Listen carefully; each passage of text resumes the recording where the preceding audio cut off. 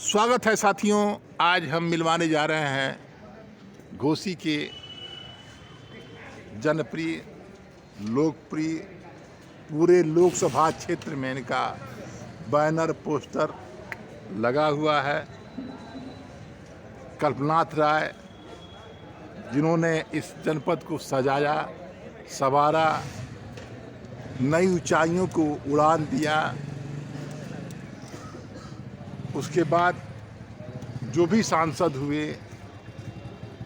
कल्पनाथ राय के जो बनाए गए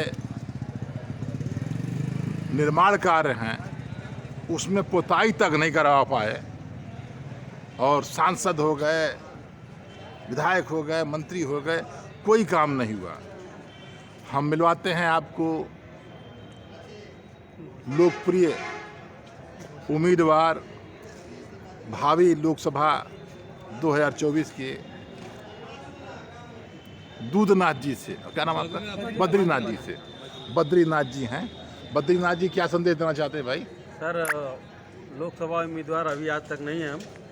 मैं इसमें करेक्ट कर रहा हूँ। हम लोग एक राजनीतिक सुधार आंदोलन चला रहे हैं। जी जी जी। इस आंदोलन का मकसद यह है कि जो भी लोग सांसद बनते हैं, जी जी, या तो बाहर से बनते हैं या निरंकुश लोग होते हैं, जी जी, और पार्टियों के द्वारा भी ऐसे ही लोगों को चुनावी मैदान में उतारा जाता है। जी जी, जो लोग जातिगत समीकरण को देखते हुए हमारे घोसी के ज़मीन पर आते हैं जी, और टिकट लेकर जनता का वोट लेते हैं। पार्टियों के पास वो वोट रखा हुआ है। जनता जाति धर्म के आधार पर बटी हुई है। जी जी, तो कल्पनाथ राय जी के ज़माने में ऐसा नहीं था। जी, तो ऐसे लोगों को वोट न मिले, जी, जो लोग जनता के बीच रहें, जनता के दुख दर्द में शामिल हों, जी जी, जनता की सेवा करें, क्योंकि राजनीति जन सेवा का माध्यम है। जी जी, जी, इसमें राजनीतिक व्यापारियों की जगह जन सेवकों को ले आना पड़ेगा।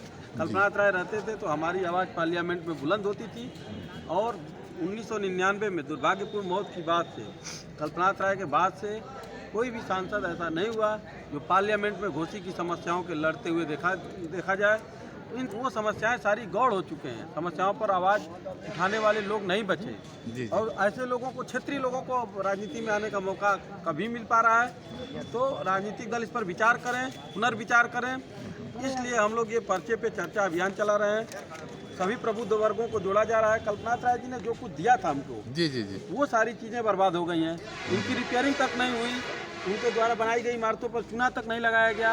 अतः इन खामियों को देखते हुए हम जनता से अपील कर रहे हैं कि अपना वोट कभी भी जाति धर्म के आधार पर न दीजिए। जाति धर्म के आधार पर हम लोग वोट करते हैं, फ़ायदा उनको होता है, और चुनाव जीतने के बाद वो कभी हमसे मतलब नहीं रखते हैं।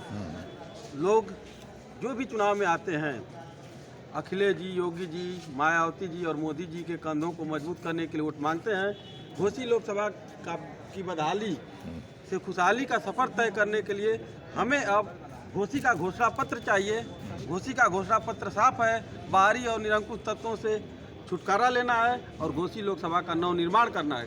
कल्पनाथ राय जी ने निर्माण कर दिया था मऊ जिले का 1988 में, लेकिन उनके मरने के बाद से ये जिला अनाथ हो गया है। उनके रहने पर घोसी लोकसभा विकास की बुलंदियों पर पहुंचा था।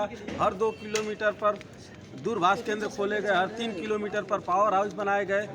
ये इलाका जो था, मतलब खुशहाल इलाका था, 24 घंटे बिजली मिलने के लिए विख्यात था। उनके मरने के बाद आज हमारे इलाके की समस्याओं की सुधि लेने वाला कोई नहीं है। अभी देखिए, यहाँ पे चीनी मिल है, 4 किलोमीटर के एरिया से बदबू आती है। वो एरिया के लोग घर द्वार छोड़कर भाग रहे हैं, माइग्रेंट हो रहे हैं। तो ऐसे लोगों का बचाव कौन करेगा? मुद्दों के साथ चुनाव लड़ा जाए ताकि उनकी एक रिस्पॉन्सिबिलिटी हो, एक लाइबिलिटी हो। इसके लिए हम लोग आंदोलन चला रहे हैं, जन जन तक जा रहे हैं। अब जन आंदोलन होगा और घोसी लोकसभा के मुद्दों के साथ ये चुनाव लड़ा जाए, और इस चुनाव में घोसी का नेता मिले, बाहरी लोगों से मुक्ति मिले। वाह वाह वाह बद्रीनाथ जी, क्या कहने हैं आपके। बहुत बहुत बधाई हो, आपका उद्देश्य सफल हो। हम इस शुभकामना के साथ, ये बात अच्छी लगे जिन भाइयों को, इसको शेयर भी करिएगा, और जन जन तक इनकी आवाज़ को जाना भी चाहिए। ठीक ना?